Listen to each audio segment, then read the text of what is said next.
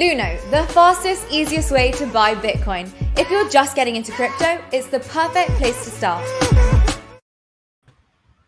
Hey guys, and welcome back to the Layah Heilpern show. As you can see, I have a really great guest today. Previous CTO of Coinbase, entrepreneur, angel investor. Previously at Anderson Horowitz, it is Balaji. Balaji, how are you doing? Hey, how are you doing, Layah? Yeah, I'm good, thank you. Before we jump in, I just want to let everybody know that this is powered by Icon Plus Capital, the VC firm, also sponsored by BlockFi. So you can actually get up to $250 when you sign up, which is pretty cool because they offer really great interest rates.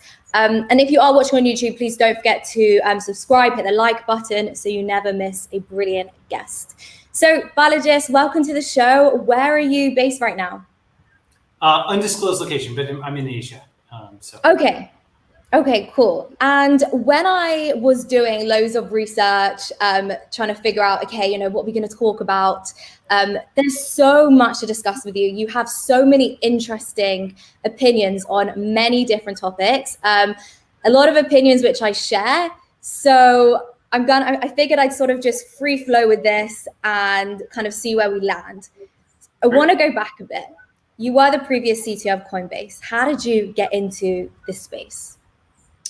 So I've been interested in this kind of stuff for a long time. I learned about, the Fed and other types of stuff from Ron Paul in the 2000s. But, I always thought that in the Fed was idealistic, but a little impractical. And then I really understood it much more after the financial crisis. And even still, the Fed it's like the center, it's this hub with literally millions of spokes coming into it. So just end the Fed, I don't think was practical, but to exit the Fed and build like an alternate hub, like over here, that was, that had a bunch of connections coming into it, like what Bitcoin is, that actually would be practical. And so, basically when Bitcoin, came out, there's a lot of things that are on one's radar. I really started paying much more attention to it after it recovered from the crash in prices. The first one, it went up to $32 in mid-2011, crashed down to $2, but then it recovered up. And so I got much more heavily into it around that time. And I actually taught a Stanford class starting in late 2012, early 2013, that included Bitcoin as a component. I still have some of my lectures from that online. And then of course, Bitcoin took off in a huge way in 2013. And that pulled me into the space basically full time for essentially the last 8 years. I think a lot of venture capital and other things on the side, but let's say the through line for the last 8 years has been cryptocurrency. And it's changed so much since then, but not just this space, but the world has changed. And you have this sort of Orwellian kind of perception of how the world is right now. And I sort of share that to an extent. So I just want to understand why you have that perception. What is it that's going on in this world right now that makes you think, oh God, we're going down a bit of a dark path? Well, I would basically say, I might slightly rephrase to say it's not so much that it's my perception is that the world is in some ways becoming Orwellian, not so much that, I desire an Orwellian kind of thing. Yes, yeah. So what's interesting is, so basically I actually think it's kind of bimodal, that Tale of Two Cities, thing, it was the best of times, it was the worst of times. I think what's happening is all the futures are happening, right? The extreme dystopian cyberpunk surveillance state, where, drones whiz by overhead, everything is tracked, and, you have to barcode scan to enter a store. And somebody can hit a button and pull up everything. You can be deleted from the internet. I mean, you could have cash that can be deleted from your account, and you can be unfortunately, all those things that I've just described have either happened or are on pace to happen. Okay, China is a sneak preview of some of these things. Some of these things are happening in the U.S., et cetera. So that kind of total state sort of thing is also happening. On the other hand, you have extreme points of light, right? We have things like boom supersonic is finally getting supersonic aircraft again. We have what technology is doing in terms of I'm actually a big booster of biomedicine. It's not just vaccines, but artificial eyes, cochlear implants to restore hearing. The life extension stuff is moving along. We have lots of discoveries in biomedicine, like restoring muscle and things like that, myostatin and things I've tweeted about. And of course, there's cryptocurrency and automating Wall Street and replacing the Fed with digital gold, something that they can't print. And there's drones and there's autonomous robotics. There's so many good things happening where you have a possible vision of a society where we've actually eliminated a lot of sources of scarcity that have plagued us, of which the most important is scarce life. But you have both of those things happening at the same time. And actually, Peter Thiel, it's funny, he had a very prescient remark 10 years ago where, at the time I thought it was just kind of a projection of his personality, but maybe it's just one of those things where oftentimes the things that tech people do, everybody else does 5 or 10 or 20 years later, right? Yeah. So Thiel basically said, I think it was 2009, that the world is in a deadly race between politics and technology. And that the race may be very close, even down to the wire, and that the future may depend on the efforts of one person who makes the world safe for capitalism. This was 2 months after Satoshi Nakamoto had put up the Bitcoin Genesis block. At the time, nobody really knew how big it was going to be, perhaps other than Satoshi or Hal Finney. But like what Peter was thinking about was Patrick Friedman's work on seasteading, which is actually, I think, also very important in the fullness of time, will become very important, is very important, but it's got a longer burn. But Satoshi was basically that person, I think, who made the world safe for capitalism. The point being, Thiel, why did he talk about this like down to the wire kind of thing? Part of it is due to his experience at PayPal, where he closed a funding round for PayPal like a few days before the dot-com crash happened. It was very much down to the wire. And because of that, PayPal is, like a whatever billion-dollar company today. It's in the tens. I haven't checked the latest valuation. So it's like a massive company today. It obviously influenced Bitcoin. It influenced Stripe. It influenced basically every fintech company. And it gave birth to the entire PayPal mafia, which was, Reid Hoffman and Keith Raboy and Max Levchin and all these guys who've done LinkedIn and Square, like just this absolutely incredible diaspora. But it could all have died had he not closed that round literally the day before the thing collapsed, right? He just felt something that made him push, And so that model of the world is something which I find really interesting. And, as I said, at the time, I thought it was just because of Peter's personal experience that he projected that. But it seems that projection is correct. And perhaps the high upside, high downside lifestyle of the tech entrepreneur became more common still, such that becomes basically everybody's lifestyle and is becoming everybody's lifestyle today, with all the pros and cons of that. Go ahead. Yeah, I mean, so I want to go back a second because you mentioned China and you sort of said that this Orwellian state hasn't fully arrived, but you feel it could be coming, we could be going down that direction. And you do speak a lot about being this freedom maximalist, freedom of speech. You don't necessarily call yourself a Bitcoin maximalist, but it's freedom maximalism. So in terms of what you feel is coming here, what would you say is, because I know you said that we're sort of seeing a mirror of it, of what could be in China, whether it's, policing of speech, policing of, I guess you're sort of saying that we see this a bit in the cryptocurrency community as well, like this wokeism, policing of what you can and can't say.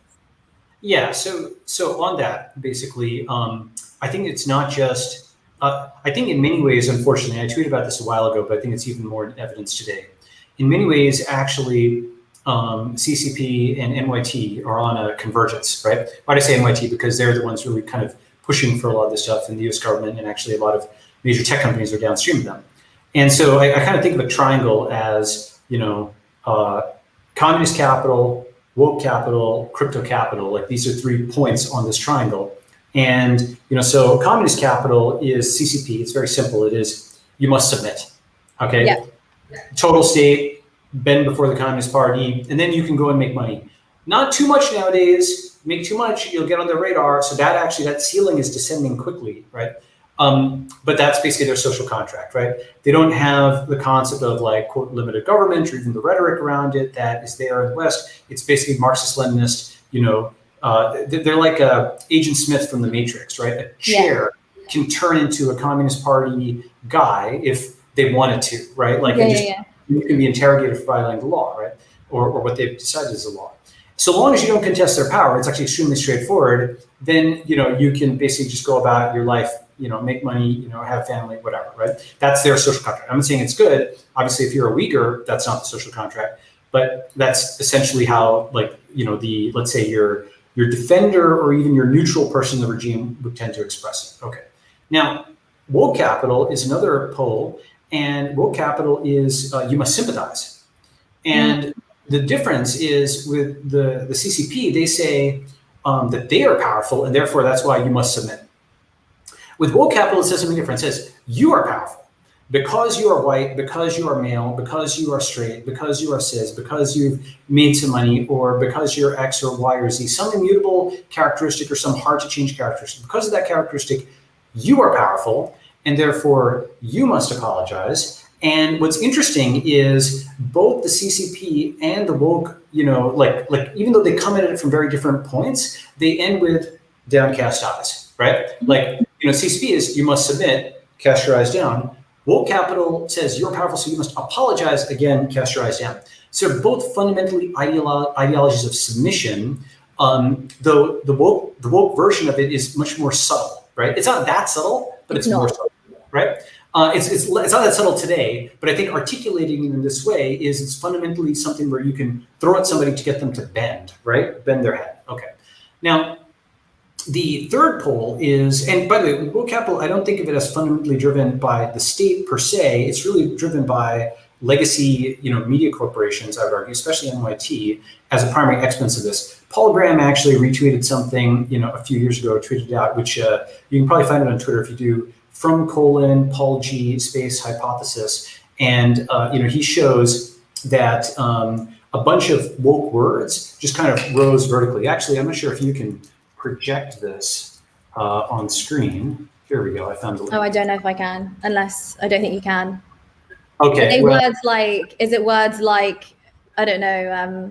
You've seen something. It's hypothesis. Although some newspapers can survive the switch to online subscriptions, none can do it and remain a politically neutral, quote, newspaper of record. You have to pick a side to get people to subscribe. And the thing is, if you look at this, you basically see all these words and phrases that were used before just going completely vertical. And it has controls also. It has things like China or Amazon, where you'd sort of expect them to be on an exponential, or General Motors, it's kind of coming down, right? But, like white privilege, just totally vertical, right? White national, white, totally vertical. It's triggering. I'm just going to say some words so people know, because they won't be able to see it. So you've got misogyny, sexist, patriarchy, mansplaining, toxic masculinity, male privilege, feminism, women empowerment, racism, institutional racism, transphobia, homophobia, Islamophobia, hate speech, hurtful, offensive, triggering, traumatizing, all of the fun words that we have these days. All this stuff. And the thing is that basically what that coincides with is 2013, which is, my friend Aram Sabeti had a very trenchant observation, which is racism wasn't a new problem, but the New York Times' declining stock price in 2012 was. Like, if you go and look at their stock price, okay, that's the thing. You look at their stock price, and around that time, the Washington Post had been sold for basically fire sale prices to Bezos, right? It looked like media was down on one knee. Tech had taken all this revenue from them. There's a great chart if you Google tech media, print disruption. Essentially, print dropped from like about 67 billion in revenue to like 18 billion in revenue over 4 years after the financial crisis. And Google and Facebook and the iPhone all went vertical like this. And that's why, Bezos, among others, could buy the Washington Post, this great crown jewel, not with Amazon.com, but out of his own pocket, right? Petty cash. He had $250 to spend on this thing, right? So this was like a humiliating moment. Guys like Jack Schafer were calling on Sulzberger, for example, the Sulzberger family, which owns the Times, to sell the New York Times, right? And in this moment, what they basically did, whether, do I put it all on them? No, there's aspects of this that were bubbling on Tumblr and, Gawker and, Something Awful. And, there's also a political campaign waged in 2012 that pushed a bunch of these buttons in order to, I think, get out the vote, right? So all those things were there. But what happened was, just like a restaurant owner might spike their food with sugar and salt, large portions, which make them more profit, and you have a short-term engagement with the store because you're eating more, it's tastier, etc. Long-term, however, they're externalizing the healthcare cost, the diabetes or the heart disease or what have you onto you, right? Like the eater. In the same way, what happened in 2013 is they started spiking the media diet, your information diet, with these nerve-jangling words and phrases that just agitate, right? They polarize and they get hate clicks on both sides. And you know what? Like, if it bleeds, it leads. If it enrages, it engages. Now, I want to be clear that certainly tech is not to blame for this. The social media environment also was set up for this. Basically, when two people punch each other out on Twitter over some news story, who profits? Legacy media corporations and social media companies, right? They get, I don't know, $10 in clicks for two people like stabbing each other's reputation online. It's like a boxing promoter has two people knock each other's, brains out, and they make money, right? And so essentially what has happened is over the last 8 years, legacy media and social media have literally made billions of dollars while they like rent society to shreds. And all of the social trust has gone down, right? So this is basically now, and then into that place when trust is low, the total state steps in, right? So that's kind of both NYT itself and woke capital, but let me come back to this triangle, right? So with, the woke capital pole, what's interesting is despite claiming some huge rhetorical difference, from China, there's a lot of convergence of the two. I tweeted this like, I think 2 or 3 years ago. Let me see if I can find this. Let's see.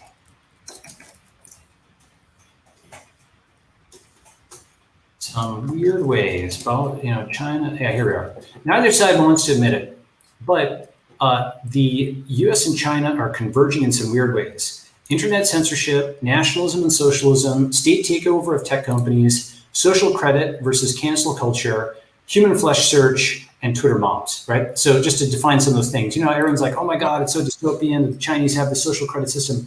Cancel culture is just a decentralized version of the same thing. That's one way of thinking about it, right? And, when, with real consequences, people can get banned from platforms or deplatformed, and it just so happens that all the companies do it at the same time, right? So China is centralized censorship by the state. It's like overt and in your face, right? In the US, because of the First Amendment, what has evolved is a totally different system that's very substantively similar, namely decentralized censorship by tech companies. Okay, and the third pole, which I'll get to, is decentralized censorship resistance by Bitcoin and crypto protocols. Okay, but another thing I mentioned: human flesh search and Twitter mobs. So human flesh search is a concept in China, which is basically like a Twitter mob hunting for somebody online to find that they said something awful, right? Now, the exact moral things you can get canceled for in China are very different than in the US. Like in China, it's something related to Taiwan. In the US, it's, it was saying like Latinx or something stupid like this, which actually Hispanic people don't say, So it differs, or for not saying Latinx, you know what I mean? It differs, but the substance is similar. Okay, should I get to the third pole, crypto capital? Yeah, do it, yeah. All right, so just jump in any time because I will go. Okay, all right. No, okay, fine. I'll jump in after the third poll. Go on. Okay, great. So the third poll, just to recap, we have CCP. We have let me do it so it's in the mirror. Okay, it's all mirror image. We have CCP, right? We have CCP. We have NYT, and then we have BTC. Okay, those are like the three poles, right? Communist capital, woke capital, crypto capital. And if communist capital says you must submit, and woke capital says you must sympathize, crypto capital says you must be sovereign. Okay, so while the other two tell you that you have to bow your head, this actually says you have to hold up your chin. Okay, now there's a lot of good in this, right? There's a lot of obligation in this. You have to hold your own private keys. You have to, basically think for yourself when it comes to, for example, food rather than eating carbohydrates. You have to realize actually the things that society advises you to do, like take out the 30-year mortgage or be in debt for the rest of your life in student loans. The debt is actually pretty bad in general, and that you should prefer equity and saving money to getting into debt. That things like the food pyramid, as I mentioned, like these things are wrong. And there's a lot of good to this, right? The issue is even that can be taken to an extreme because if everybody has to be sovereign for everything at all times, there's no collective action, there's no shared goods, there's no community of any kind. In extremists, for example, people actually, so just as a thought experiment, if there was no ability whatsoever to regulate food and drugs, you would have to basically bring your own portable dipstick into Starbucks to kind of poke it into the coffee to make sure that there wasn't some, bad thing in there, right? That sounds like a caricature, but this is actually why people in China, for example, often buy food from the West because they don't actually trust like Chinese baby formula, after some scandals of like melamine and so on there, right? So that might sound like a caricature, and certainly relative to America's FDA, we could do something better with better type 1 and type 2 rates. But in practice, what people actually want is a quote regulated marketplace in the sense of an actor that gives star ratings of actors, and it bans bad actors. What's my point? Basically, the form of that regulator doesn't necessarily have to be a nation state regulator. It can be an internationalist capitalist regulator. In a sense, eBay, for example, is a regulator of their marketplace. They give star ratings and ban bad actors, right? PayPal has fraud reviews. Amazon has reviews of books and they ban bad actors. Uber and Airbnb do the same thing. These are cloud regulators, internationalist capitalist regulators, not nation state-based regulators. Mm-hmm. Achieve some of the same functions, and they do so in a competitive marketplace where exit is the overall governor. If you don't like Uber's regulation, you go to Lyft, right? If you don't like Airbnb's regulation, there's other kind of services that you can use. Point being that the extremists of you must be sovereign basically takes no regulation to the point of denying that people actually want some kind of third-party quality control, right? They want to contract somebody to do it. They don't necessarily want to do it themselves, but denying that even exists can be one failure mode. Another failure mode is on things like COVID, right? Where one of the things that's really difficult that I find is unless you're a scientist, right? And I have a background in genomics and bioinformatics and what have you. So I felt well equipped to go and read the primary literature, read things with a grain of salt, diligence things, say that's a bad paper, that's a good paper, that's really interesting, this maps what I know. But I have a lot of sympathy for people who, I don't know, let's say this was earthquake geophysics, okay? Mm-hmm. That would be an area where I know, enough physics, physics of waves and so on to probably get into it. But would I be able to, really get in there right away and look at the data? Not at the same level, right? Not as much as in bioinformatics, where I have a lot of experience. So I'm very sympathetic to people who are caught between either zero trust or total trust, right? And most people can't have like intermediate levels of trust in something. Their trust is either broken or it's present, And so what happened with the government is when they went and, with the US government, all Western governments, when all this official misinformation came out, masks don't work before they do, COVID is contained, and now it's there, everybody has to stay at home, but you can go out to protest, but you have to stay at home, but the governor doesn't have to. People can see the inconsistencies on this. And so I'm sympathetic to those people who just now distrust the state. But that's a failure mode of you must be sovereign because we're just social animals. We can't all figure it out for ourselves. So what I think about is what I call the decentralized center, okay? So in these kind of three poles of this triangle, right, PRC, NYT, BTC, you want the decentralized center where it is, it's not exactly moderates because it's going to be quite different from like the moderate world of, 1990 or 1980. It's a different kind of center, but it's something which is like, you have a society that takes the people who were exiled from each of these three kind of quadrants, right? The people like Jack Ma, right, who in China, not just Jack Ma, but all the 100,000 whatever entrepreneurs and crypto Chinese who exist, by the way. There's not just communist Chinese, it's crypto Chinese, people who are much like you and I with similar mores, they just live in China, right? So we shouldn't just think of it all being bad people. There's a lot of very good people there, right? I mean, it's an obvious point, but some of the rhetoric around it, I think, says the Chinese doing this, the Chinese doing that. And I think it's important to distinguish CCP from your average Chinese person, many of whom are very cosmopolitan and positive sum. So you want something which is appealing to them. You want something that's appealing to people who are tolerant but not woke. And you want something that's appealing to people who are libertarian but not, in favor of crypto anarchy, right? Now, why do I say that, right? Crypto anarchy is cool, but I prefer crypto civilization. Okay, crypto anarchy, you know what that is? Yeah. Okay, so crypto anarchy for your viewers, and by the way, again, jump in because I'll just go, okay? Okay, wait, actually, I'm going to go back then half a second though, because I don't want to go too far just yet. Just pause on the crypto anarchy. I just want to focus on. Okay, I just want to focus on the whole idea of this woke culture just for a second. Because it's not so obvious to some people. And for me, whenever I'm looking online and I'm reading Twitter and I see tweets like yours, people who share similar ideas, it's always really refreshing. And I don't understand why, because you said it's a bit more subtle. compared to the CCP, which isn't so subtle. For me, it's the same thing. It's just different, right? Like it's communism, and it's exactly the same thing, and it's what's coming over here to the West.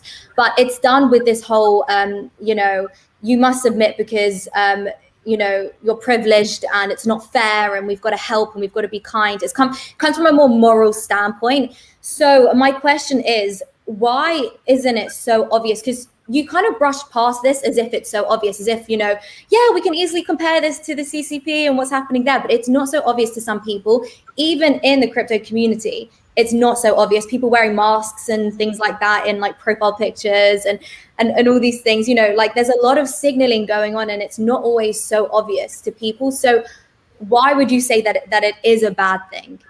Okay, great question. So first, one thing I would observe, so actually David Shore, who's a pretty smart guy on the, Democrat side, I wouldn't consider myself to have any political labels, but I was able to actually note something after the election that most people wouldn't be able to note, which is actually the Democrats actually gained in the white vote, and Republicans actually gained on the minority side, right? Which is surprised. Okay, well, so that's contrary to a lot of the narrative or what have you.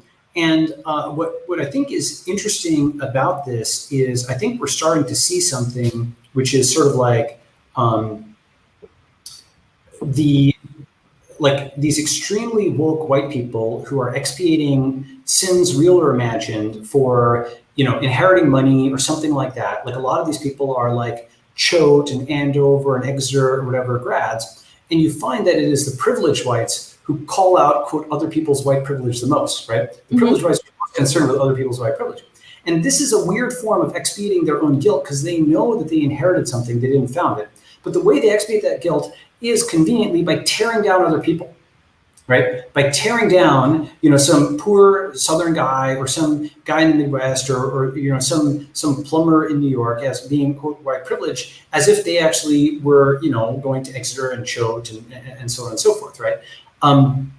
So that's one aspect of it. The second aspect is that people like yourself or myself who have some intersectional credential, right? Like being non-white or a woman or what have you, right? And actually, that's a vast majority of the world. If you think about it, only something like, depending on how you count, less than 20% of the world is white. I don't know the exact percentage. Something like 80% is, quote, people of color, right? And then you add women and so on and so forth. Almost everybody has like some intersectional credential, okay? Yeah. And because of that, we can sort of, we have like some shield or armor in this stupid social media game, right? Yeah. The third thing as to why this thing is popular is, do you have the concept of immune escape for viruses? No. Okay, so a virus can be targeted by like a vaccine, but it can develop a mutation that lets it wiggle out of that. Yeah. Okay, so essentially it mutates and now it's escaped your immune system or it's escaped the vaccine. Okay, this is actually something I tweeted about the other day. So if you think of communism and wokeism as mind viruses, okay, basically people, I think this is actually a very deep concept. I'm going to go deep on this for a second, right? But if you think of them as mind viruses, yes, wokeism has structural similarities to communism, okay? But there's some fundamental differences that have let it immune escape. If you think about it, much of the world was vaccinated against communism over the course of the 20th century at the cost of 100 million dead. If you read, Stephen Courtois' book, I think it's Courtois, the Black Book of Communism, right? You remember who wrote it. Okay, that's interesting. So you're saying we're vaccinated against communism. Oh, well, I see where you're going with this. Okay.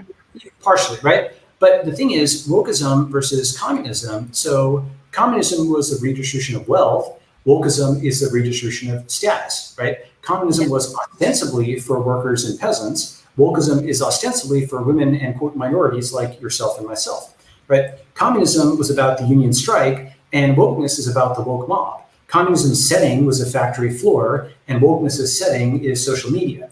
And so the thing is, why did communism spread? If you actually go back and look at it, I mean, this thing started with a book, and it grew to control an enormous swath of the Earth's surface, right? The USSR, China, Cuba, like this thing did appeal to people. It did, quote, win against, more practical philosophies. Why is that the case, right?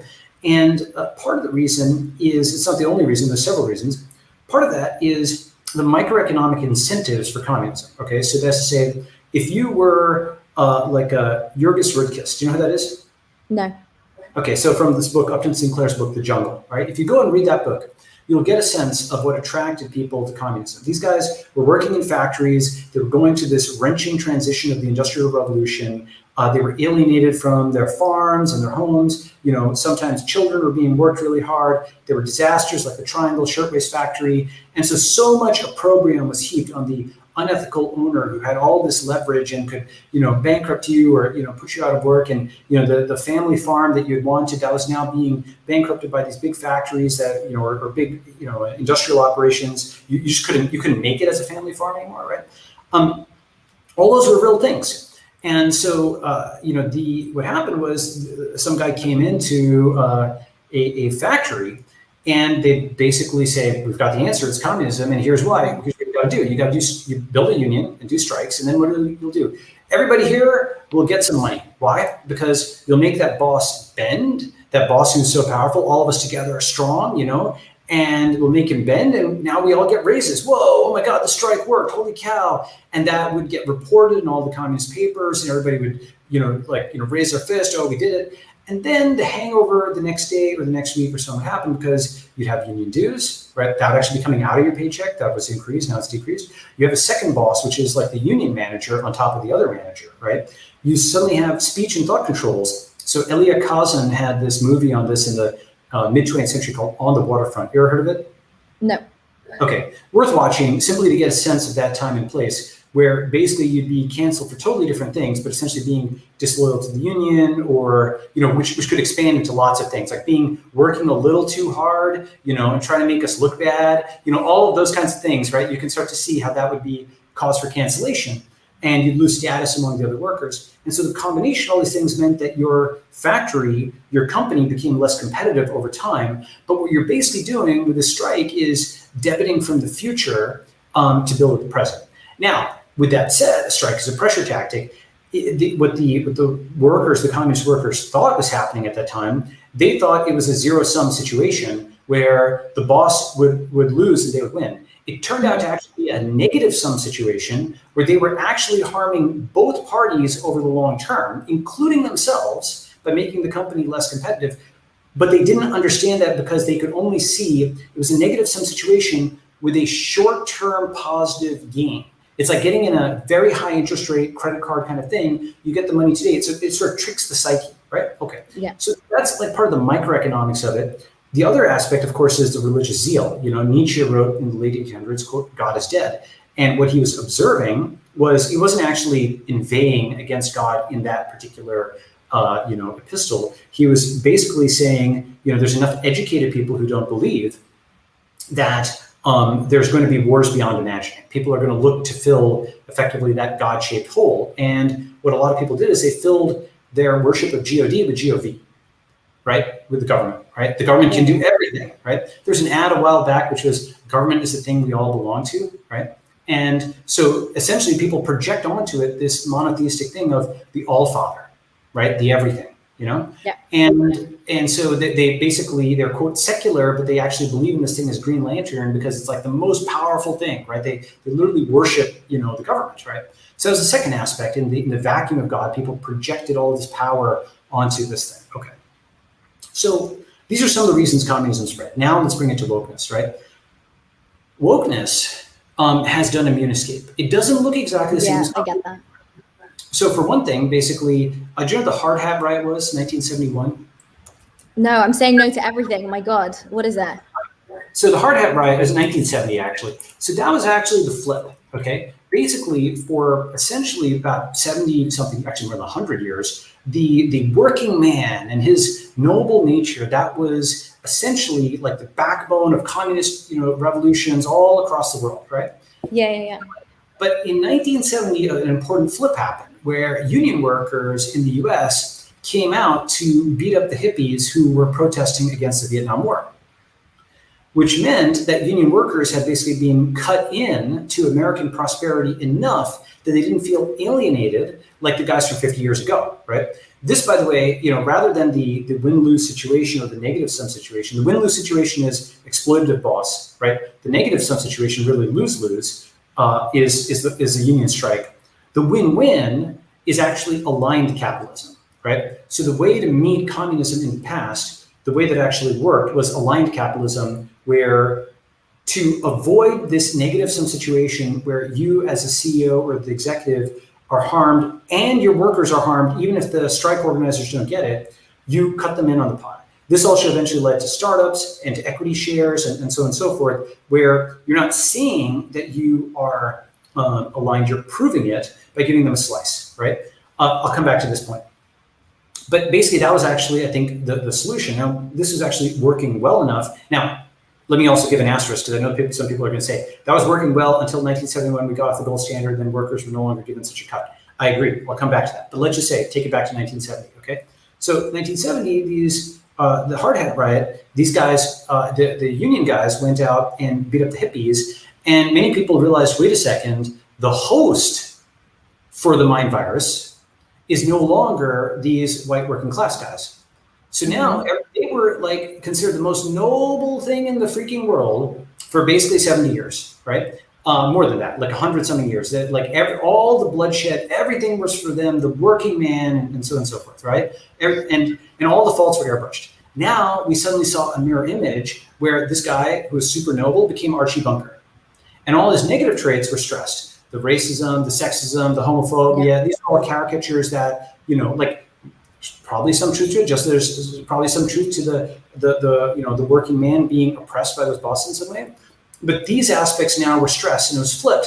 And so the person who is, quote, the hero of the communist revolution became the villain of wokeness. And the mind virus switched hosts. So now, right? So that's actually a very important thing, right? If you think about how much essentially the modern, like wokes beat up on the white working class as being benighted and, conservative and so on and so forth. That's a really important thing. And, so in that flip, other things happened as well.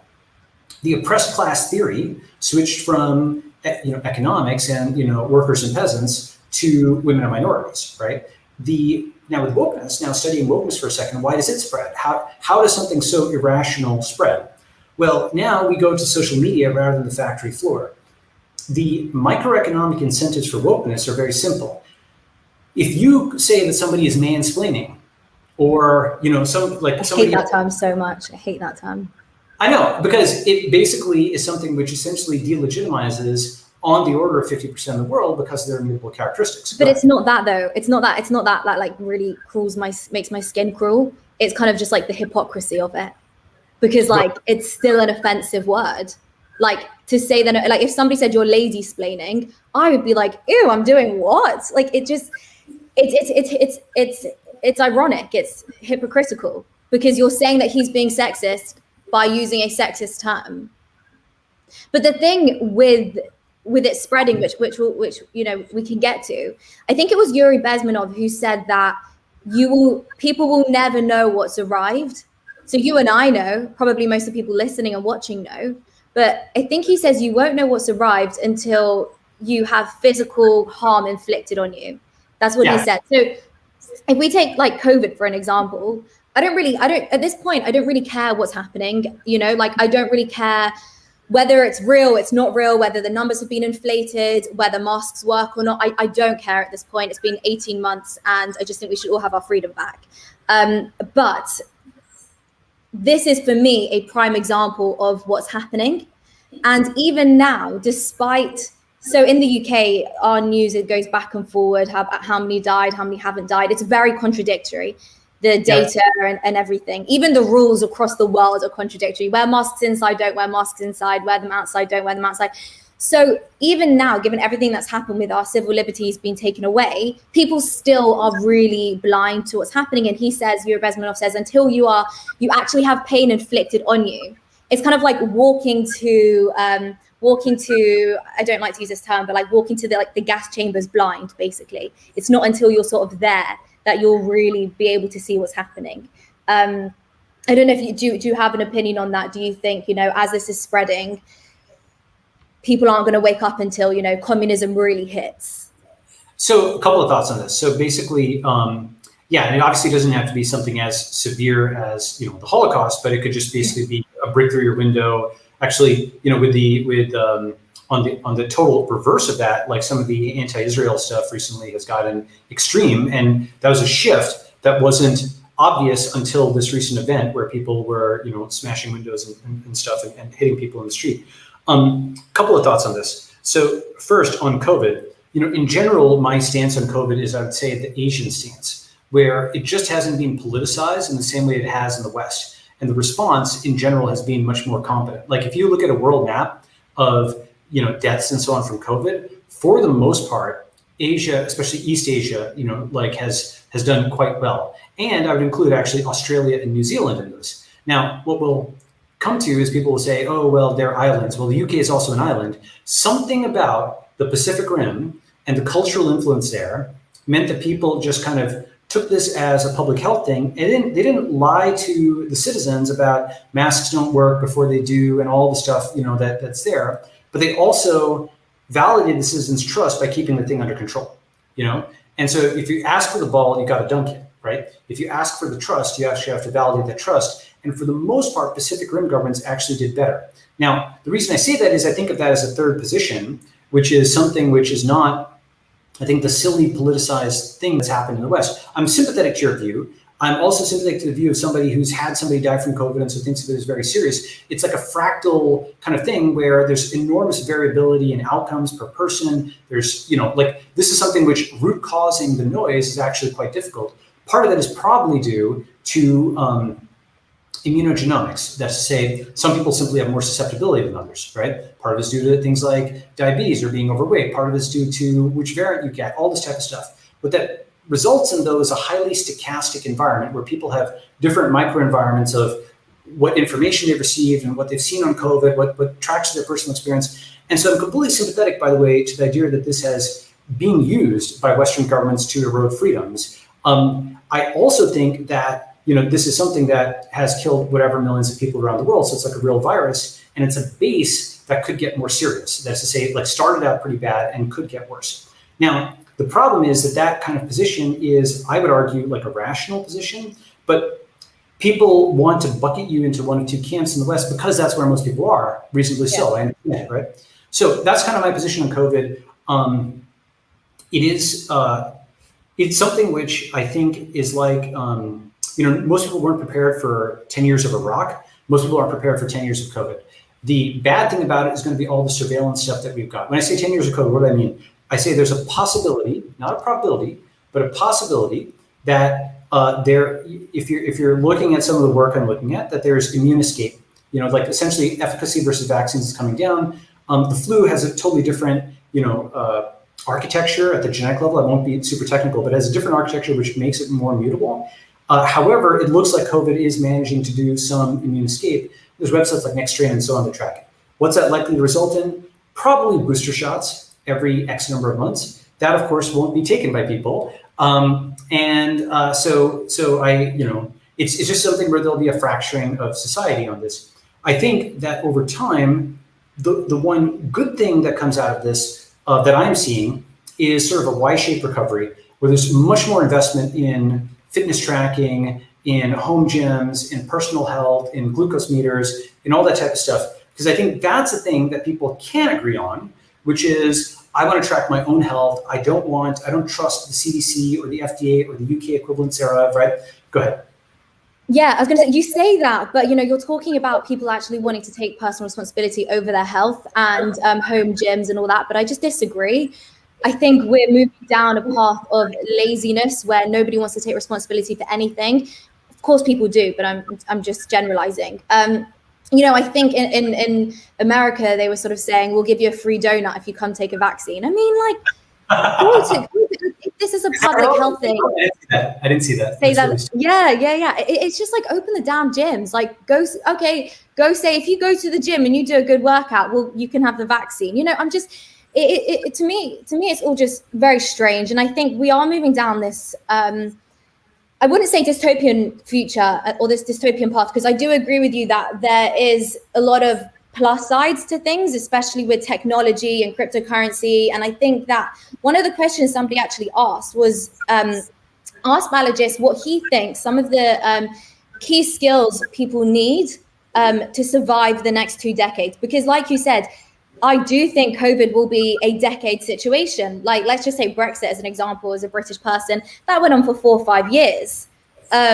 This is going to be a decade thing. I don't think it's going to be as difficult as the last 18 months have been, but it's a lot of the stuff isn't going to go. So how do we, from an entrepreneur standpoint, how do we survive the next 20 years? Because jobs that people are doing now will become majorly redundant for many different reasons, whether it's tech or whether it's COVID, whatever it is.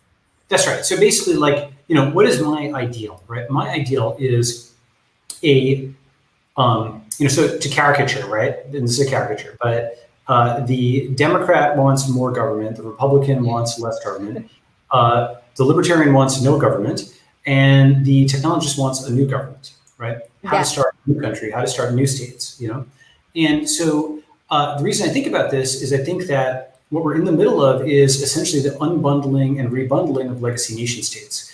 If you think 2020 was lit, I think the 2020s are going to be lit-er, okay, so to speak. And what I mean by that is the shocks to the system, the 2001, like 9/11 attacks, the 2008, financial crisis, 2020, Corona, and so on. These are, like essentially like a larger and larger and larger ruptures, right? That they do die down, in the sense of like resources are thrown at them, they die down, but a new normal is attained, right? A new normal of surveillance, a new normal, post 9/11, obviously way more surveillance, post 2008, all of these financial regulations and so on put in place, post 2020, right, much stuff, but also a new level of resistance to that, Yeah. And so it's like pushing in both sides of high centralization and decentralization. And so I think this is like the story of the century, that fight between centralization and decentralization. I think that, you asked what should your viewers or whatever do. So for those who can, I would say learn computer science and statistics. And I really mean that, okay? Why? Because those are general skills. Okay, general skills, like just what physics was to the early 20th century. Of course, physics is still valuable. You should learn physics. It's great. Okay. However, what's interesting is think about, okay, let me ask you a question. What percentage of your time do you spend looking at a screen? Too much. Too much. Let's say 80%. I don't know, 80%. It's terrible. It's really bad. Okay. So here's the thing, Layah. Most of the rest of your life will be spent in the matrix. Okay. Okay, meaning like most of your waking hours are being spent in an artificial, virtual, constructed world. It's on a screen today. It'll be in VR or AR glasses or something like that tomorrow. That's where the economy is going. That's where all of these things are going. Have you tried Oculus Quest 2? No. Okay, it's worth trying because it's actually really good. Like let's say, it's actually immersive in a really interesting way. You forget that you're in physical space. You need a. I don't like that. Freaks me out. Oh, I have shivers thinking about it. Fine. So there's also AR glasses that just give an overlay on the world, so you still know where you are, right? And there'll be other kinds of things like this. One way of thinking about it is, when were you born? 1990, something like that. A little earlier. You're not supposed to ask. Let's say sometime in the 90s, probably. It's okay. Yeah? It's okay. I'm a 90s baby. Yeah. Fine. Okay. So, at that time, each day you could count how many electronic communications you initiated. And most of the time it was 0, right? Like we remember a time before the internet. Now today, you cannot count how many electronic communications you've initiated because, like the number of packets we're sending back and forth here, if you have a Fitbit, if you have a this, if you have that, you're just constantly sending these, electronic communications. And, this is also going to be happening with transactions, like the number of electronic transactions you're sending, your economic complexity is rising. Oops. I'm still here. Yeah, it's just my camera. Okay. Yeah. So essentially, like the virtual world that we all live in is just like building up like virtual girders, building around, and people are going to spend way more time there for several reasons. First, the devices are improving. Okay. Yes. Second, we're going to a world where physical is a premium product. We're maybe arguably already there. What I mean by that is in the 1990s, there was this concept of the digital divide. Do you remember that? No. I was a baby in the 1990s. Okay, all right. So 1990s, essentially, the idea was,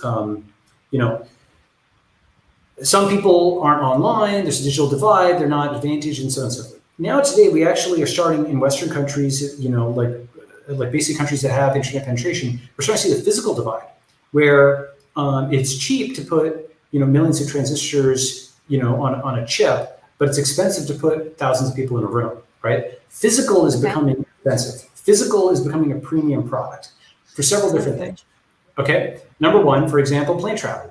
Zoom is much faster than like basically anything that you do digital first, right? Communication. Yeah, I'm with you.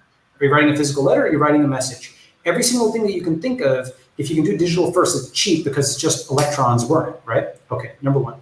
Number two is AI is coming online in a really big way. So Sam Altman, who's my colleague, actually tweeted something like this, that he thinks a lot of things, jobs that are done on a screen, the price of them is going to drop very fast, faster than actually offline things like plumbing and so on, until robotics gets good. And that will cause some weird things. I was coming at it from a third direction, which is in the event that inflation happens. So I was coming at it from the crypto rather than the AI direction. In the event that inflation happens, it will disproportionately hit physical things. You know my argument as to why? Can you guess it? It will disproportionately hit physical things. Why?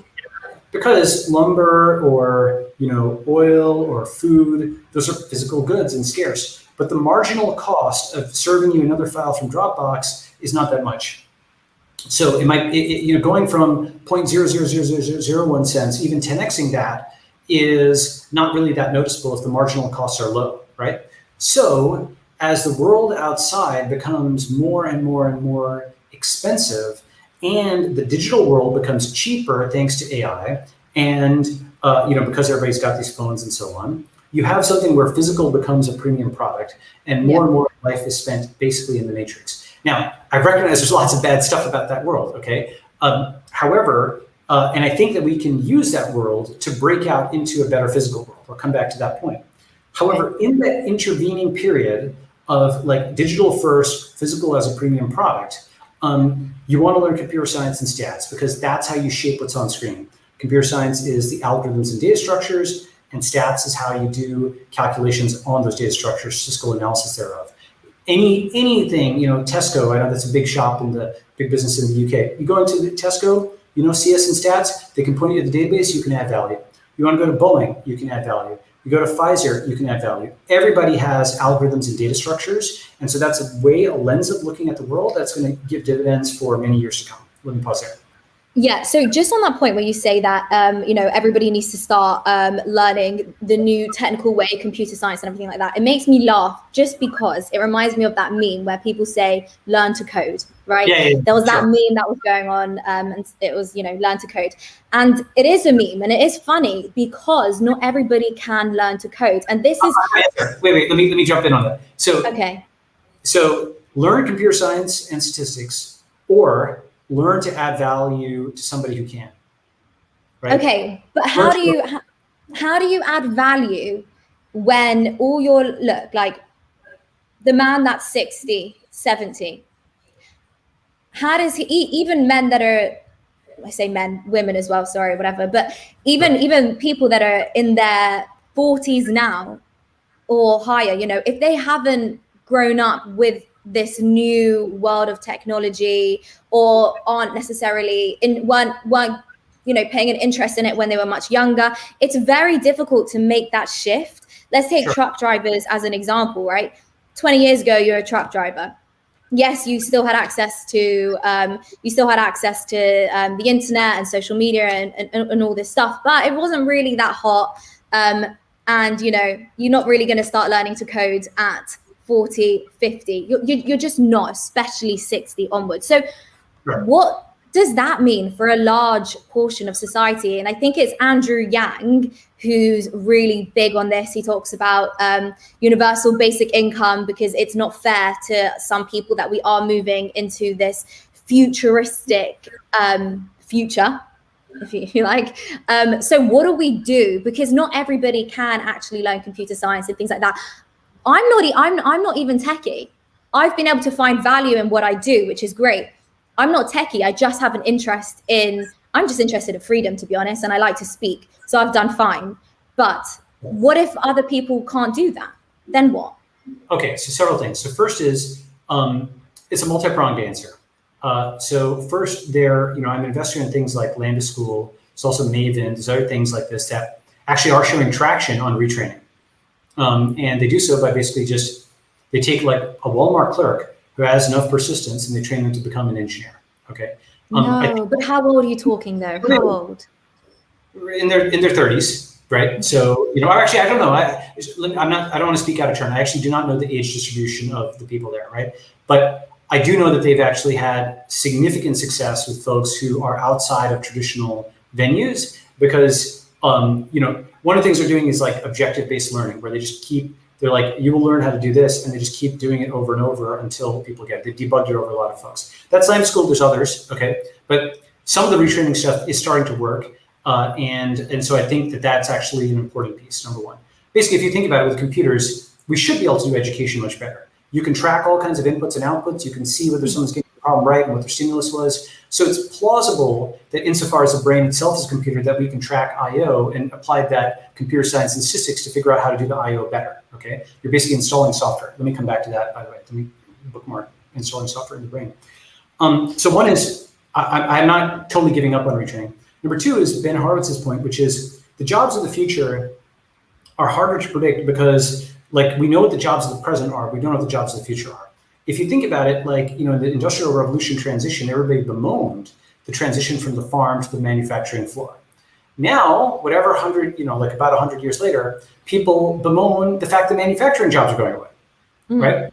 Okay, so what do I think, if the 1800s was farming and the 1900s was manufacturing, what is the 2000s? I actually think it's both totally obvious and non-obvious, which is the 2000s, this century is about investing. Let me explain what I mean by that. That's to say, everybody becomes an investor.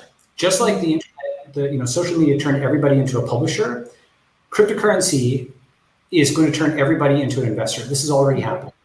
Why? Because, okay, maybe you agree, right? So great. So it's Robinhood, it's Coinbase, it's venture capital, it's angel investment.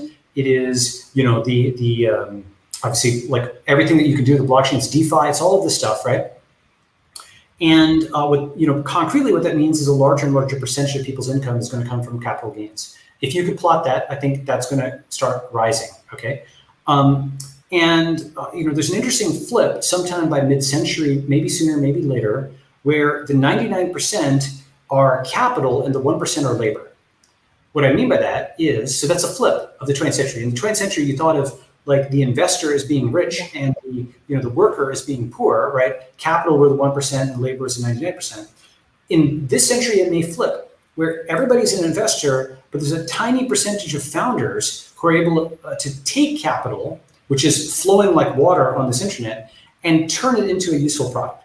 This, by the way, I think is one of the least appreciated things. Lots of people think that if you have money, it's just click your fingers and you can build a spaceship, right? No. You have money, click your fingers, electric car, right? Or even, like a genetic test or Dropbox, right? It's not that easy. If you've ever done capital allocation of any kind, like actually running a business, starting a business or anything, it's just not something you can't buy a spaceship off the shelf, right? People think that because something is easy or looks easy, that it was easy to build, and it's not at all, right? That interface, the API of put in $1, put in £1, get back, like a pencil, as that famous story goes, it's really hard to create a pencil, right? You know what I'm talking about from yeah. Like the lead and the pencil and the eraser. Yeah, I know, everywhere, and everyone does every part, and yeah. Exactly, and the API is very simple, which is put in the money, but the thing is actually ridiculously complicated. Okay, so I think that everybody becomes an investor. You just have to click a button online, on Robinhood, on Republic.co, on AngelList, on this or that app to invest nowadays. So it's similar to the experience of Amazon, but it's very different because you now have skin in the game. You're tracking it, right? Now there's huge downsides. If you think about, for all the CEOs or whatever, watching this, like I know a lot of CEOs have had like bad board members or something. Think about the worst board member you ever had. 1,000x worse as a retail investor, right? They're the most short-term, flighty. They don't even know what the heck is going on much of the time. I'm sympathetic to them, of course, but we need to build structures that accommodate this 10, 100, 1,000x increase. And one of those things is going to be provable on-chain alignment. So people aren't, quote, scamming people or doing short-term things. You want long-term holding. You want like 1,000 different on-chain assertions, basically that decentralized regulation that kind of, I shouldn't say replaces the SEC, but becomes the exit to it, right? An alternative that other countries can adopt, just like you could exit the Fed, right? Okay. So that's the second part of it. Everybody becomes an investor. That is something that everybody can do, but it is, quote, gambling-like in the sense that you may or may not achieve a good outcome. All right, what's the third thing? So first is retraining. Second is everybody becomes an investor. And so it's a multi-part thing. I'm not saying any one of these, okay? The third is there are new jobs arising, okay? You're an influencer. I'm not sure if you're a professional influencer, but that's basically what, one might call you, right? Something like 20% of America wants to grow up to be YouTube stars. The reason that actually might be not as insane as people think is there is an enormous amount of time spent looking at screens. Our entire consumption pattern has shifted. Content is a larger and larger percentage of the day. It has increased X. So the market for content has increased. People are paying, online for this content now, which they learned 20 years ago. So content creation is a third thing, which people can do. And why is that important? Because if, one of my sayings is, if code scripts machines, media scripts humans. Okay, number 3. Number 4, robotics. This is actually coming online in a big way. So if you look at Vicarious.com, if you look at Boston Dynamics, the robotic future is happening. Now, we need to push this farther, faster. Okay, why? Because on the other side of the robotic transition, you have the hyperdeflation of prices due to the fact that lots of things can now be made by basically electricity, right? You charge the robot what you want to do. The intervening thing will be very disruptive as lots of people are put out of work, but it's like the Industrial Revolution transition. You want to catch them with some of the other things. Okay. So I mentioned retraining. I mentioned everybody becomes an investor. I mentioned robotic automation. What was number 3? What did I say? Number 3. Is it retraining? Everybody becomes an investor. Robotics. What was the 4th one? There's another one that I just mentioned. I forget, but I'll come back to it. Content creation, right? Oh, content creation. Yeah. Yeah, and the thing is that, and then number 5 is this is actually a big one, very big one. The new blue collar, I don't really like this framing of it, but I'll use it because I don't have something better yet. The new white collar, blue collar is like above the API, below the API. Have you heard this concept before? No, I'm waiting to hear what you're going to say. If you're an Uber engineer, you're coding the API. And if you're an Uber driver, the API is telling you what to do, right? Yeah.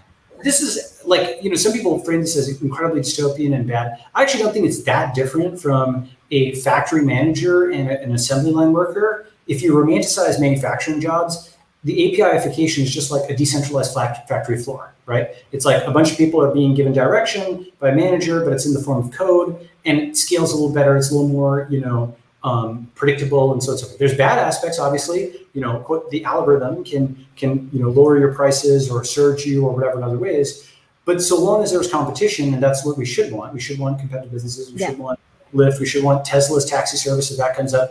Then you have an equilibrium, hopefully, that is reasonable. So that's potentially a huge catchment for a number of blue collar workers. Yes, the factory worker may not become an engineer, but they certainly probably can become an Uber driver or something like that, right? Okay.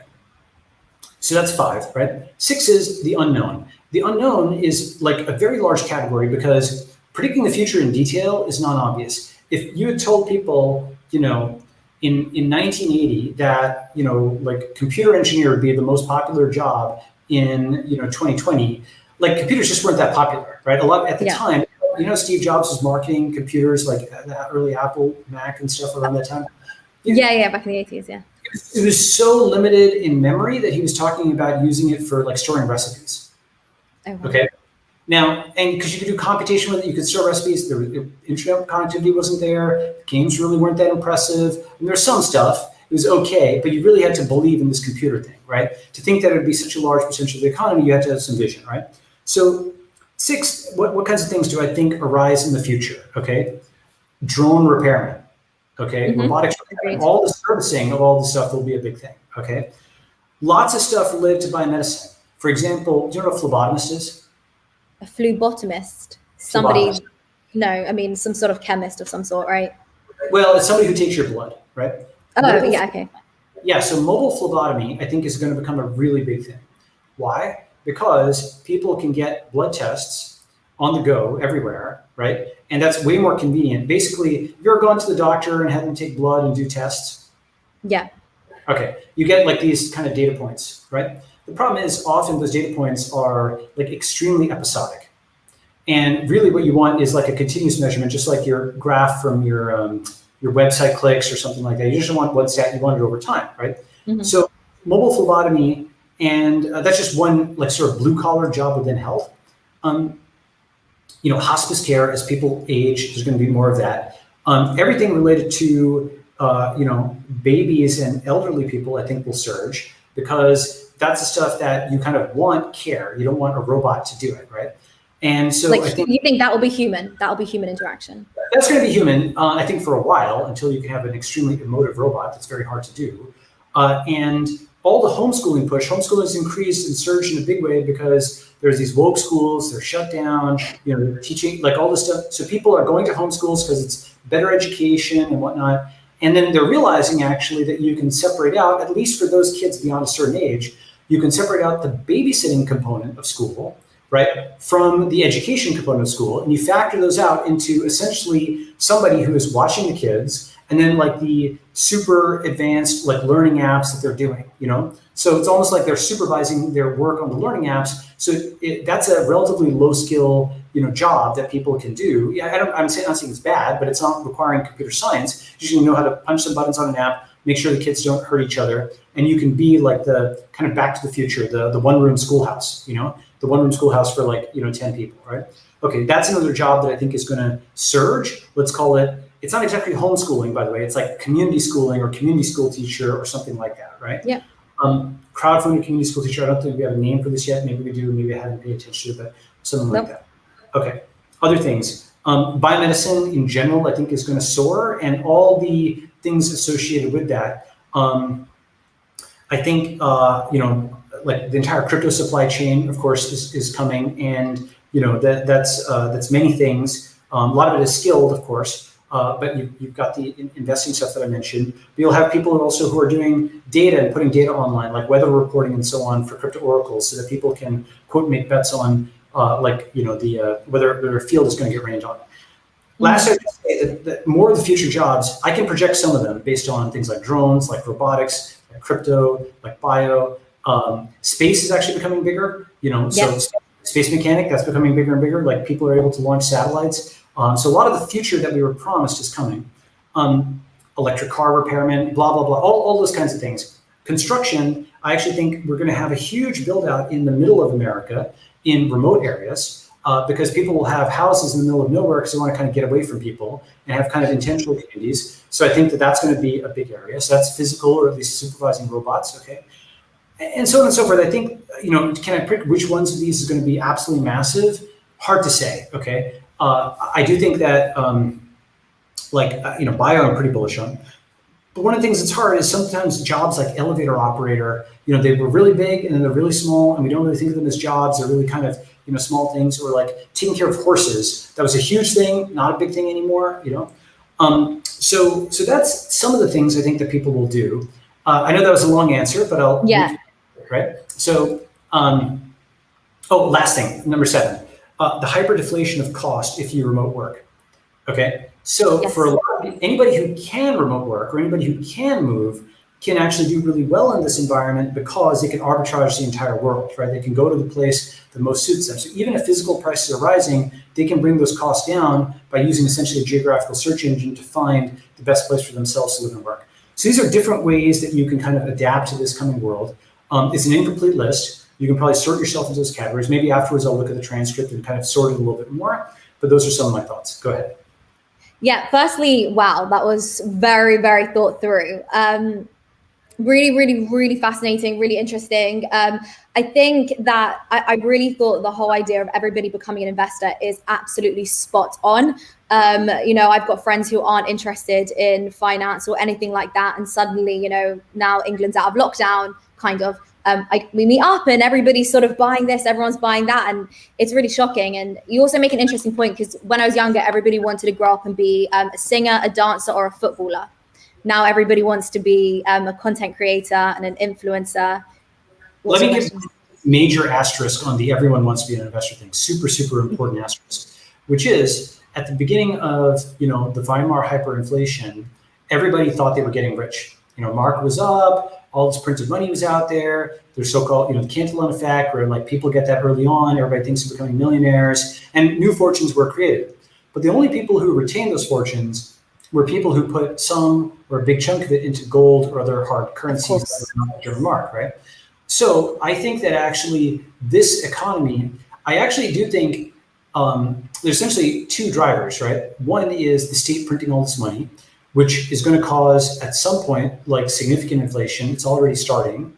And so that will cause, Bitcoin to rise. So I definitely advise people who are concerned about inflation, buy Bitcoin, hold Bitcoin. Do not sell Bitcoin, hold your Bitcoin, right? And if you can learn how to hold your Bitcoin locally, not on exchanges, but even if you can only buy on exchanges, do that, right? So that's one. And then number two is I actually do think that we are moving into this digital first world. So I think that tech will continue to do well in a fundamental way. But I think that folks who are not sophisticated investors or who are not holding BTC could very much lose their shirts in this environment, which will make people mad. Okay. So I'm definitely not saying go out and gamble your money or anything like that. If you can only buy one thing, buy Bitcoin. Bookmark this. Okay. If you're a sophisticated person, you can potentially do better than that, but that's like the no-op, Okay. Yeah. Go on. I'm going to say, go on. The no-op basically means the action you take in the absence of, it's basically a computer instructions that says don't do anything, right? Buy Bitcoin, hold a Bitcoin, and that's kind of your insurance policy. And you just hold it. You don't touch it. You don't look at the price every day. You go about your life because it's whatever percentage of your net worth that you can essentially write it off, right? But it's your insurance policy. So that will cause, in some ways, some disillusionment with everybody becomes an investor, and it will polarize people against it. But I think it will also kind of lead to that world because Bitcoin holders are investors in a sense, right? They make a projection of the future. There's something else, by the way, I wanted to return to, which is actually your point about Yuri Bezmenov and how it's only sensed when there's a physical actuation, right? Okay. Yeah. So in software, we are able to determine whether bits have been installed on a machine, right? If you go and you right-click an app, you will see the signature and the certificate, which shows who developed it, what website it came from. You can probably, if you want to, figure out who the CEO of that was and who the software developers were. And if it's open source, even you can go back and find the lines of code that are running on your computer, right? You can track it to origin. Okay. And as a consequence of this, as partly a consequence, we can do things like track download stats. We can track internet traffic. We can see BitTorrent, and we can see like SMTP and these various protocols on the web. You can track website popularity, the ebb and flow. You can track all of these things. Okay. What we are not as good at tracking, we're getting better at it, but what we're not as good at tracking is not the code that is installed on hard drives, but the ideas that are installed in minds. Okay, so the thing is that I'm trying to give here's a good example. Abolish the police. Okay, that snippet, right? Those 3 words, you've heard it. Yeah. Okay. That's actually like software. That it was a slogan that was developed by somebody and optimized. It could be effectively an emergent thing where somebody said it and then other people modified it and so on. Or it could be literally like a call to arms. Actually, a better example, which we know was developed, was Occupy Wall Street and the 99%. Right? There's actually an article on how they came up with the propaganda poster. This is like 8 or 9 years ago. Some of your viewers may not remember it, but I think it was Adbusters in Canada that came up with the idea to occupy Wall Street and the memes and so on and so forth, and they pushed it out there, right? And then millions of people are talking about the 99%, the 1%, but that polarization, that frame, that was effectively advertising, marketing collateral that was developed by smart people in conference rooms, right? Or whatever it was the Adbusters office is, right? And so that's code that is executing in your brain where you don't have an origin for it, right? It's not like software, it's not digitally signed. You don't know where it came from, right? Most people aren't even thinking about the fact that it came from somebody. In fact, to say that it came from somebody is considered, quote, conspiracy theory, paranoia, whatever. However, with Twitter, you can actually root cause And if you're good at Twitter search, you can find who like the first person to say something was, right? Okay. At search.twitter.com, you can do basically look for keywords. You can find out like, when did this meme originate, right?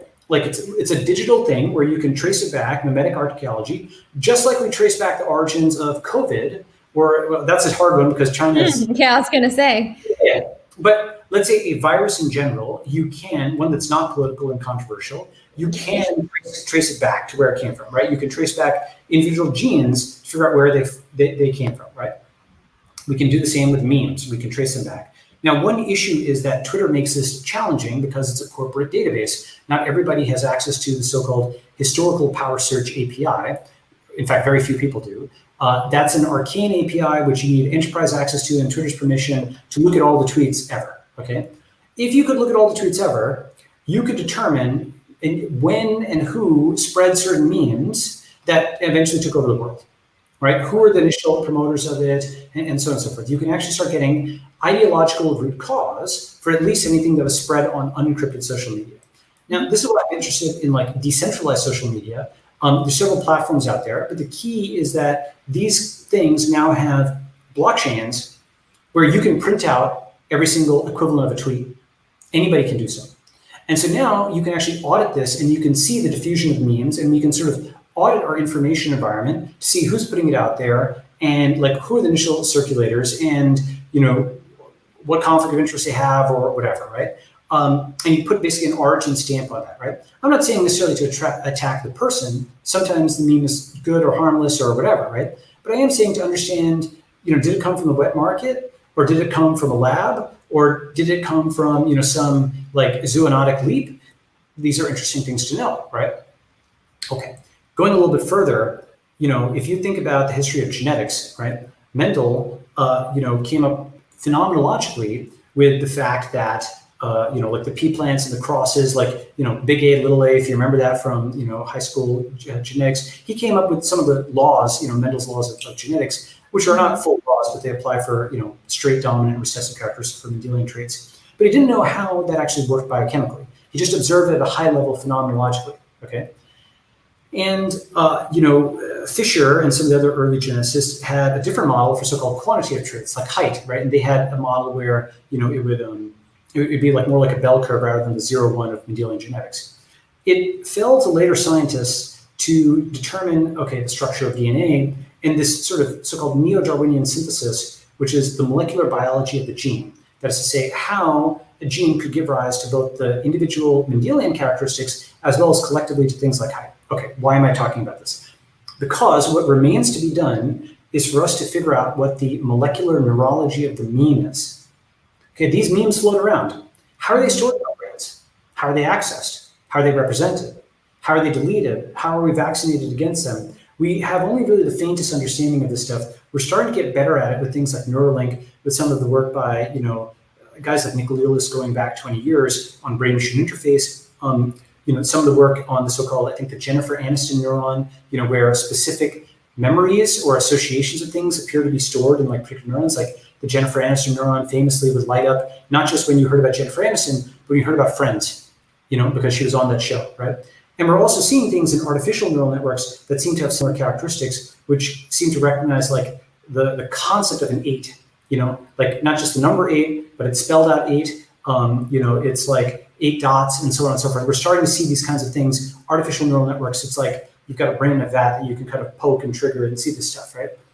Once we understand better the molecular neurology of the meme, how memes are stored and represented, once we understand better how to audit social networks and decentralized media, I think we will understand better how to both promote and vaccinate against, you know, bad memes like wokeism, like communism. We'll actually understand how to deal with media corporations that are spiking the equivalent of sugar into every story, putting, you know, the patriarchy or whatever into every headline in order to sell copies. One way of doing that, for example, is to have Chrome plugins that are decentralized where you can view all the code, but that auto-read an article for you and that highlight in red all the trigger words that are meant to get you angry. And that like auto-substitute it, right? It's literally, remember my thing about the food taster and the dipstick at Starbucks? Yeah. It's like that for the untrusted environment of media where you're like, oh, this guy actually spiked it with 15 rage words that I might not have been aware of unless I'd seen these nutrition facts on the side, which this app gives us, right? Go ahead. No, that's interesting. That was a lot of information. I'm just digesting. Okay, go, jump. Yeah, no, it's really, really interesting.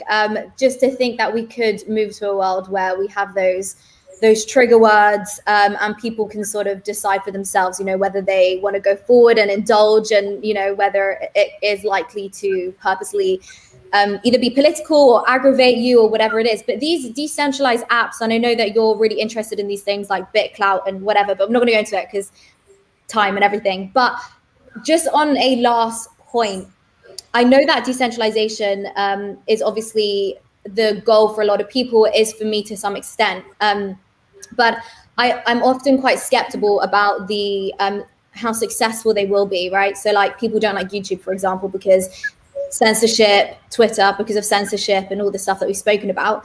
Of course, you have competitors or equivalents. We have like LBRY library, which is supposed to sort of be the decentralized version. You've got BitClout, which is getting a lot of space. By the way, say that again. You're knowledgeable about the space. LBRY, is good. I'm an investor in that. Like you know a lot of the technologies. I'm impressed. So I know I've seen your show before, but you have more. Some of the more obscure things, which I think a lot of people in crypto don't even know about. Not to beat up an LBRY if you're watching, I think it's actually quite good, but it hasn't yet been widely used. But I think it's starting to get traction as a decentralized YouTube. But I still think, but what I'm saying is that I think that a lot of the time the user experience is really unfriendly. I don't really love YouTube, but I'm on it just because I have to be on it. This show is live on YouTube. It's not going to be on LBRY library. Sure. We have Parler, which isn't decentralized, but it was supposed to be the competitor, and that obviously had issues. So I'm just wondering, whether we really will be able to get to a place whereby we have decentralized applications, which brings the power back to the people. It takes away any concerns about censorship. Again, I'm not going to get into it because of time, but I also think, what happened with Donald Trump was awful. So in terms of the user experience, do you really think we're going to get to a place where everybody finally migrates? Short answer, yes, but let me give a slightly longer answer. So first is, in tech, stuff doesn't work until it does. It just wins like vertically, right? Okay. Ethereum had fits and starts and then just went totally vertical. DeFi was basically kind of flat and then went vertical in 2020 when people figured it out. DeFi summer happened. Virtual reality was flat for a long time, lots of fits and starts, and then Oculus was just this huge leap forward. People tried Webvan in the early 2000s and the tech wasn't there, and then 20 years later, Instacart is massive, right? Things like Cosmo for delivering things in the early 2000s, late 90s, that also was infeasible. But then once you had $100 billion build out of mobile phones and so on, the capital infrastructure was there, and then you could have instant delivery of everything, and so on and so forth. There's lots of, AI, we've been working on it for 50 years. Things people thought were easy turned out to be hard. Things people thought were hard, some cases turned out to be easier than we thought. Chess turned out to be easier than driving a car, for example, though most people wouldn't think of it that way. This is like Moravec's paradox. I don't know if you're aware of this, but logical reasoning is relatively easy for a computer. What's hard is sensor-motor stuff, like balancing, driving, and things like that. That requires massive computation. So the thing about software in particular is when it works, it can just go whoosh, totally vertical. So anything that's a sensor or an actuator, the robotic stuff, that's harder because it's hardware. It's harder to iterate on it. The cycles are slower. The thing that's software, and the decentralized stuff is software, when it works, it will take off with no warning, beyond just following the space every, like really closely and being like, okay, they figured it out. You figure out how to scale blockchains. Like actually, if you look at Polygon or BSC, scalability is now happening on, both Ethereum and Ethereum-like chains with some compromises, yes. But, you've got Solana, you've got Avalanche, you've got Near Protocol, you've got Polkadot, you've got all these guys who are working on this. So that scalability then allows people to do more sophisticated things. There's a lot of cryptography, by the way, that's involved with that. Let me actually make a few comments on that just for a second, okay? Just as a plausibility thing, for those of your audience who know about error correcting codes, if you send n bits and there might be an error in them, the obvious thing to do is just resend that message over and over again and then hope that you can kind of do best of 3 and be like, okay, there was a bit flip here and there. It turns out that in mathematics, you can actually do more like log-based 2 of n. So if there's 8 bits, you don't have to send it twice, thrice. You don't have to send 16, 24 bits. You can just send another 3 bits, like essentially the error correcting code bit. Why? Those 3 bits are functions of the other 8. And it turns out if there's corruption, you can detect it, and you can ask for a resend only if there's a corruption. And so with advanced math, you can achieve more compression than people might otherwise think. A lot of the recent stuff with like loop ring and ZK rollups and so on uses advanced cryptography, zero knowledge proofs, and things that are allied to achieve compression and to actually get on-chain scalability. Now, does the average Joe need to understand this? No, no more than they need to understand Fourier transforms to pick up their phone. Okay, but the math is there, the math is coming, so I'm actually bullish on the space in the long run. Let me just say one other thing, which is with all of that said, I think decentralization is a tool, but centralization is also a tool. The goal is to achieve good outcomes. Decentralization basically allows us to pull away our trust from institutions that try to make it obligatory. I don't have to trust the US dollar, right? I don't have to trust, a Wall Street regulator. I can go to another country with a different regulator. I don't have to trust, Twitter or Facebook if you can have decentralized media, right? Basically, though, and this is the critical thing, I think it's a mistake to say it means trust no one. It means you have a choice of who to trust, right? Mm-hmm. Decentralization doesn't mean an absence of leaders, but an abundance of them. And so I think what will happen is, given a choice, people will re-centralize around better leaders. It's not just getting back to the same place, though. It's more like a corkscrew where there's aspects of it that are the same place, but hopefully we're moving up along the z-axis towards better leadership and so on over time. That's how I think about the unbundling and rebundling, the decentralization, re-centralization, decentralization. That's just a cycle that happens in computing, it happens in history, it happens in technology, and I think it's also happening here with nations and with states and so on. Yeah, I certainly don't think it's going to be one or the other. And I even think the rise of CBDCs, which we haven't spoken about, but another time, I definitely think with the rise of CBDCs definitely sort of shows that, because you have the option of, eventually we'll have the option of Bitcoin. I don't think that's ever likely to be banned successfully. And then you have CBDC. So, the existence of decentralization versus centralization, I think will definitely exist. But just finally, it's been so fascinating hearing all of this. I knew when I was putting questions together and topics, I knew we would talk about a range of different things. So just finally, what are you working on right now, and how can people follow your work and get involved? Great question. So I've got a site, 1729.com, where we're putting out like a newsletter for tasks and tutorials. So learn crypto, earn crypto, also burn calories. We have a proof of workout thing. This is related to something I've been thinking about, which is content that is aligned with the viewer. So that's to say, you read the content and you actually have demonstrable, provable gains in either your portfolio or your learning or your weight or your muscle mass or something like that. And you start to be aligned with the reader. So you're not optimizing page views, you're optimizing the improvement in the reader's lifestyle, which has now become feasible because, we have Fitbit, we have, like crypto and so on and so forth. Like what would men's health be in the era of Fitbit? What would Bloomberg look like if all the news and content was scored against your portfolio performance over time, right? So this is a thing I'm thinking a lot about, like what a healthy positive sum content environment looks like. And if you define the metrics, often you can define the entire product because that's what you're actually optimizing. So that's the kind of thing that's on my mind right now. And I'm also writing a book. So go and subscribe to 1729.com. It's free. Put it out there. You'll hear Balaji stuff if you want more. Yeah, I think that's really interesting, being able to essentially just provide content directly for the individual. It's not about the survival of whoever's providing it. Like, what would Bloomberg look like if it was aligned with people's portfolios? It's an interesting thought, to be honest. But Balaji, I want to thank you so much. It's been so interesting.